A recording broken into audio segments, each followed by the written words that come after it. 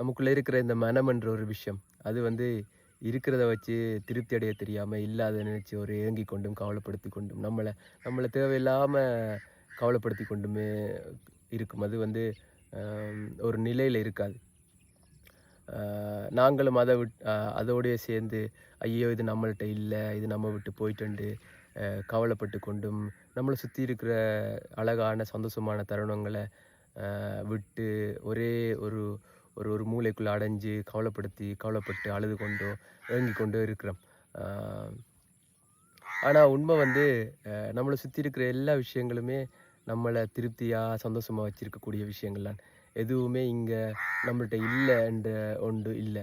எதையுமே நினச்சி ஏங்க வேண்டிய அவசியம் இல்லை. எதுவுமே நம்ம விட்டு போயிட்டு இது நம்மள்ட்ட இல்லைன்று நினச்சி கவலைப்பட வேண்டிய அவசியம் இல்லை.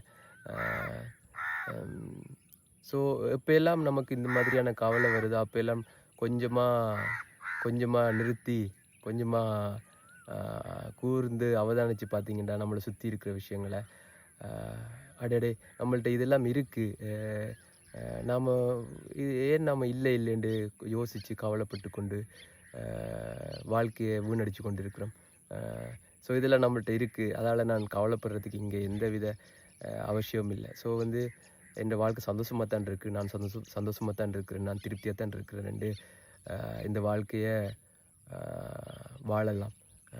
ஸோ ஏங்க வேண்டிய அவசியம் இல்லை, சந்தோஷமாக வாழலாம்.